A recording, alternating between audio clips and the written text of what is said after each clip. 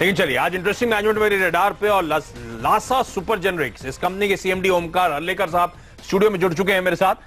सबसे पहले तो सर मैं पढ़ रहा था, एक तो कांग्रेचुलेशंस आज लिस्टिंग को लेकर, मैं पढ़ रहा था ओमकार स्पेशलिटी केमिकल से कारोबार को अलग करा गया है, लासा सुपर जेनरिक्स बनाई गई। करेक्ट। तो पहले तो आसान शब्दों में समझाएं ये लासा सुपर जेनरिक्स है क्या, करती क्या है? ओके, लासा सुपर जेनरिक्स ये जो कंपनी है ये हमने 2012 में एक्वायर की गई थी फ्रॉम ओमकार स्पेशलिटी ओनली।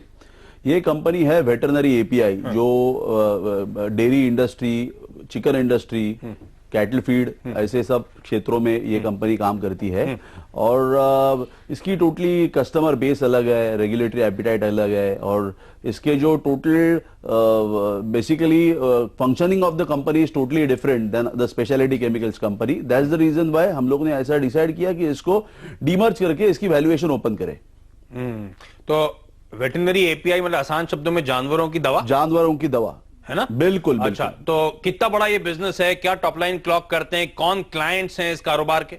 बिल्कुल, हम तो इस बिजनेस में गए 5 साल से, ये हम तो बहुत छोटे हैं। ये बिजनेस का काफी सारे रिपोर्ट्स पब्लिश हुए हैं, इसमें ये वेटरनरी एपीआई की बिजनेस साइज करीबन 4.5 से 5,000 करोड़ के लगभग है दुनिया की टोटली। ये सिर्फ एपीआई की बात कर रहा हूं मैं, फॉर्मुलेशन, फिनिश फॉर्मुलेशंस की बात नहीं कर रहा हूं। फिनिश फॉर्मुलेशंस काफी ज्यादा है, जो ब्रांडेड बिजनेस होता है। Perfectly right. आप उसमें बिल्कुल नहीं, हम लोग सिर्फ ओईएम बनाते हैं, ओनली एपीआई बनाते हैं। जो फॉर्मुलेशंस बनाते हैं उनको हम सप्लाई करते हैं। So like you know business काफी बड़ा है। इसमें क्लाइंट जो है लाइक वर्ल्ड वाइड क्लाइंट्स है, बड़े बड़े नाम बोले तो जोइटस है, ग्लैक्सो है, नोवार्टिस है, मर्क है। सो काफी सारे लोग ये जो ब्रांडेड काम करते हैं इनको हम सप्लाई करते हैं। इसके अलावा डेयरी इंडस्ट्री भी है, डेयरी इंडस्ट्री डायरेक्ट भी खरीद लेती है, जैसे कि इंडियन डेयरीज है, कर्नाटक डेयरी है, अमूल है। सो इनको भी काफी सारा वेटरनरी एपीआई लगता है उनके मिल्क आउटपुट बढ़ाने के लिए या डीवर्मिंग करने के लिए। इसके अलावा ह्यूमंस में भी काफी जाता है चीज, जैसे कि डीवर्मिंग कैंपेन्स होते हैं हर साल। तो बेसिकली हम लोग डीप वर्मिंग मेडिसिन बनाते हैं। अच्छा, भारत से ग्लोबली किस तरह का मिक्स है, कितना रेवेन्यू शेयर आता है इस समय, और टॉप लाइन आपकी कितनी है इस समय? हमारी टॉप लाइन गए साल एज ऑन FY17 है 200 करोड़। ठीक है। सो लाइक भारत से total out of veterinary API कितना रेवेन्यू आता है इतना प्रिसाइजली मैं बता नहीं पाऊंगा, लेकिन Indian market is suppose to be around 800 crore for veterinary. ठीक है।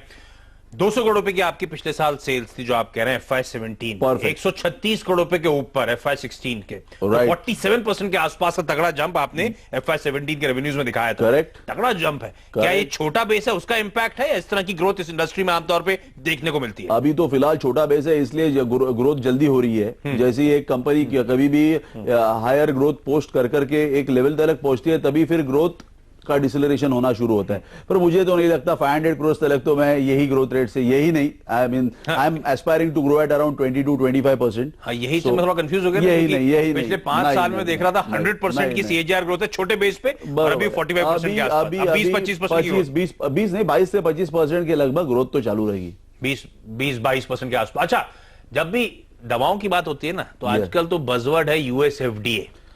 तो आप लोग कभी उनसे कुछ पाला पड़ता है, कोई लेन देन है क्या उनसे? नहीं, हमारे कुछ लेन देन नहीं है। इनफैक्ट यूएस मेरे लिए तो कोई पोटेंशियल मार्केट मैं देखता नहीं हूं।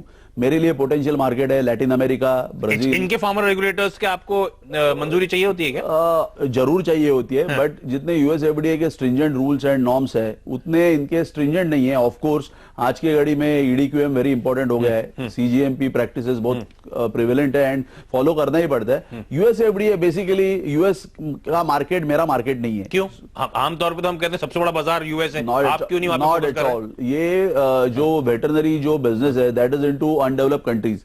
अभी लैटिन अमेरिका एग्री और यहाँ फोकस इन सब it is more like Agrovet कभी भी एक साथ बताया जाता है, you know. So like you know developing countries में इसका डिमांड ज्यादा है रादर देन यूएस। ऑस्ट्रेलिया में काफी अच्छा है डिमांड। तो इन सब के रेगुलेटर्स का अप्रूवल है और री इंस्पेक्शन वगैरह कोई लफड़ा नहीं होता? नहीं सर, री इंस्पेक्शन का लफड़ा तो होता ही है।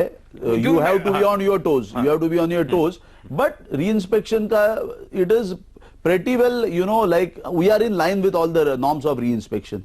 US FDA itna, I should not comment anything on US FDA because I haven't been and you know done any I don't have any prior experience in US FDA audits. नहीं, ठीक है, मैं समझ गया। अच्छा, ये जो लासा सुपर जेनरिक्स है, अब इसकी बैलेंस शीट का क्या हाल है? कैसे ओमकार स्पेशलिटी और आपके बीच में ये डेट का विभाजन हुआ? आपका डेट इक्विटी रेशियो क्या है?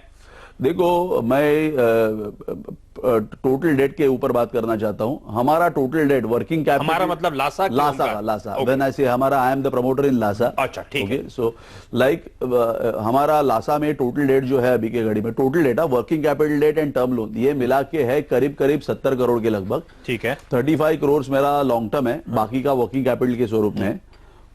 So this is my debt. जब भी विभाजन हो गया तभी काफी सारी प्लांट्स बोले तो फिक्स्ड एसेट जो है वो लासा में आ गए, बिजनेस काफी सारा ज्यादा ओमकार में रह गया, तो वर्किंग कैपिटल उनके पास ज्यादा है। लॉन्ग टर्म लोन जो है इसी बीच चल रहे हैं, टर्म लोन चल रहे हैं, वो मेरे पास। विभाजन कैसे हुआ था जब आपने लासा एक्वायर करी थी, उस टाइम के जो डेट पाइल अप हुई थी? हाँ, ऑफ कोर्स।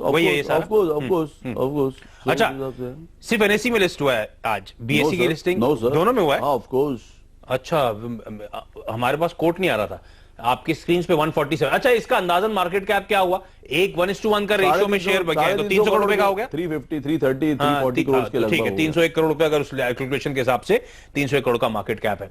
अच्छा, ये बताएं, ये डीमर्जर जो हुआ वेटनरी बिजनेस का अलग करा गया, लार्जली रैशनल ये था कि डीमर्ज करेंगे, वैल्यू अनलॉकिंग करने की योजना थी, या कोई और रीजन भी था? वैल्यू अनलॉकिंग भी हो जाती है बाद में, आपके हर एक चीज में customer base, everything, regulatory requirements, everything are different. So from that point of view demerge होना बहुत जरूरी था, और आज भी आप देख रहे हो शेयर होल्डर्स का बेनिफिट ही हुआ है उसमें। अच्छा, वो वैल्यू अनलॉकिंग परफेक्टली राइट। अच्छा, आप ओमकार हर्लेकर साहब हैं, आप लासा सुपर जेनरिक संभाल रहे हैं। प्रवीण हर्लेकर साहब शायद आपके पिताजी हैं, जो अब ओमकार स्पेशलिटी केमिकल संभालते हैं। एग्जैक्टली सर, है ना, ये दोनों का विभाजन? एग्जैक्टली, बिल्कुल। अच्छा, तो ऐसा क्यों? ये वैल्यू अनलॉकिंग बिजनेस अलग है, यही रीजन था ये कारोबार विभाजन करने के पीछे? और आपका उस कारोबार से कोई लेन देन नहीं? नहीं सर, नहीं। पहले तो आप उसके बोर्ड में हुआ करते थे? मैं उसके बोर्ड में हुआ करता था, लेकिन मेरी स्पेशलिटी जो है वो है वेटरनरी एपीआईज, बेंजीमिडाजोल्स। सो मैं I have focus myself on Lasa business. मेरे पिताजी की स्पेशलिटी है, मेरे भाई भी है उसमें, they are into speciality chemicals. मेरे पिताजी ने शुरुआत, जो बिजनेस ही शुरुआत की, वो स्पेशलिटी केमिकल से शुरुआत की। मुझे उसमें कितना कोई गंद नहीं है, तो वो मेरे पिताजी वो स्पेशलिटी केमिकल्स के जो बिजनेस है वो ही is driving that. Lasa super generics में प्रमोटर्स की होल्डिंग कितनी होगी? आपकी होल्डिंग मेरे ख्याल से 40% के लगभग। 40% की, राइट। बाकी परिवार वाले, आपके पिताजी, आपके भाई, उनका भी हिस्सेदारी इसमें है? नहीं सर, मैं सिर्फ मेरी होल्डिंग की बात कर रहा हूं। तो प्रमोटर होल्डिंग में 40% प्योरली आपका है? हो जाएगा।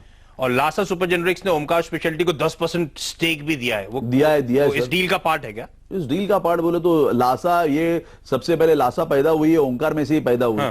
बरोबर। So as a token of gesture I have, ये जो स्कीम बनाई गई थी 10% स्टेक 22 लाख शेयर्स की जो ओमकार स्पेशलिटी को डील दी गई थी, दैट इज बिकॉज ये कंपनी डीमर्ज हो रही है, तो ओमकार स्पेशलिटी को भी तो कुछ बेनिफिट होना चाहिए, इस हिसाब से दी गई थी। They're going to keep that stake? They may be keeping that stake, I don't know sir। अच्छा, इस हफ्ते पिछले कुछ दिनों से आप लगातार ओमकार में माल बेच रहे हैं। बिल्कुल। 1.25 लाख शेयर्स की 2 ट्रेड बिल्कुल ओपन थी, मैंने उसका डिस्क्लोजर भी डाल दिया। ओमकार में मैं मेरा स्टेक रखना नहीं चाहता, एंड ओमकार का जो स्टेक बेच के मुझे जो भी रेवेन्यूज रियलाइज हो रहे हैं, उससे मैं लासा का लॉन्ग टर्म लोन जो है वो खत्म कर डालूंगा। 60 करोड़ रुपए जो है। Yes, I will finish off my loan in Lasa Super Jenerik. जो मेरा long term loan into the company itself. Already I have given, and part of the loan is repaid also. और I'll be announcing it shortly. All this is part of the deal.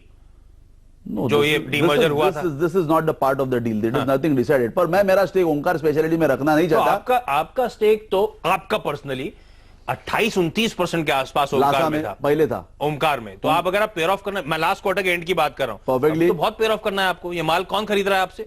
नहीं sir, मेरे पास कुछ बाकी नहीं है अभी माल। आपके नाम पे था 23.82% मेरा मैं ज्यादा बेचना लगता ही नहीं हूं। जो भी रेसिडुअल है, बाकी का जो शेयर्स है, वो मैं मेरे पिताजी के साथ इंटर से में हम लोग एक्सचेंज करने वाले हैं। पिताजी के पास भी तो लासा के शेयर्स पड़े, डीमर्जर में आए हुए हैं, तो मैं सब थोड़ी बेचूंगा। अब फर्दर सेलिंग कुछ नहीं, नथिंग। जो भी है अभी हम लोग इंटर से ट्रांसफर कर लेंगे। मैं मेरा होल्डिंग 40+ कर लूंगा लासा में, और पिताजी का जो भी होल्डिंग ओमकार में रहेगा वो रहेगा। तो ये पैसा आप अपना जो स्टेक बेच रहे हैं, वहां पे ये पैसा आ रहा है, ये फंड इन्फ्यूज हो रहा है, प्रेफरेंशियल शेयर अलॉट कर रही है company? No, not at all. मैं कुछ भी इक्विटी स्ट्रक्चर को फिलहाल हाथ नहीं लगा रहा हूं। मैं अभी भी जो भी लासा को जो मैंने आईसीडी की हुई है, जो मेरे unsecured loan from the promoter दिया हुआ है, that is being purely utilised into repayment of long term loans of Lasa. तो ओमकार अब आपके पिताजी और आपके ब्रदर ऋषिकेश हर्लेकर देखेंगे? Perfectly right sir. अच्छा, FY17 के बीटा मार्जिन थे 22.5, 22.7% टू बी प्रिसाइज इस कंपनी लासा के। Very right. इसी तरह के मार्जिन एक्सपेक्ट करूं इस कंपनी से सस्टेनेबल बेसिस पे? शायद से ज्यादा। कितने से आता और क्या आउटलुक है मार्जिन? कुछ रहेगा, 1-1.5% और ज्यादा हो सकता है। वी आर एक्सपेक्टिंग 25% तक हम एबिटा मार्जिन जारी रखे। और कोई भी बिजनेस में अगर अच्छा एबिटा 22 प्लस एबिटा रहेगा तो ये हम धंधा करेंगे वो वाले प्रोडक्ट में, या तो प्रोडक्ट डिसकंटिन्यू करेंगे। FY17 में 63 लाख का लॉस हुआ था क्योंकि एक्सेप्शनल आइटम था। It was exceptional, it was one time क्या था वो? देखो, ओंकार से कुछ यूनिट्स आई थी हमारे पास में, जो ये डीमर्जर में जो एसेट्स हमारे पास आई थी, उसमें काफी सारे इक्विपमेंट जो थे, काफी सारी मशीनरी जो थी, वो हमारे हिसाब से नहीं थी। ओंकार ने हमको जो उनके बुक वैल्यू पे दे दिया, अभी we have the right to revaluate, तो उसके हिसाब से हम लोग ने उसका वन टाइम लॉस बुक किया। उसका वन टाइम लॉस बुक किया। तो फिर आगे एक्सपेक्ट करूं लासा कॉर्पोरेशन एक प्रॉफिटेबल एंटिटी होगी। FY16 में 11.5 करोड़ रुपए के आसपास का प्रॉफिट था। 18 के नंबर्स क्या होंगे अंदाजन? देखो, ऑन कंजर्वेटिव ग्राउंड्स 22 से 25% एबिटा, ये मेरा हमेशा लुकआउट रहेगा। तो फिर टॉप लाइन के एक्सपेक्ट करूं 200 करोड़ रुपए ऑलरेडी FY17 की थी, FY18 के लिए मैं इतना ही बता सकता हूं, 22 से 25% आप मेरा टॉप लाइन में रेवेन्यू 25 मतलब 250 करोड़ रुपए FY18 में मानूं और उस पे 22% मार्जिन मानूं। मैंने 22% बता दिया तो आप कैलकुलेशन कर सकते हैं। हल्लेकर साहब, बहुत धन्यवाद डिटेल में हमसे बातचीत करने के लिए। ये कंपनी लासा कॉर्पोरेशन के बारे में या लासा सुपर जेनरिक्स के बारे में एनालिस्ट क्या मानते हैं, क्या रिकमेंडेशन, इस पे बातचीत अविनाश गोराखकर से इस छोटे से ब्रेक के बाद।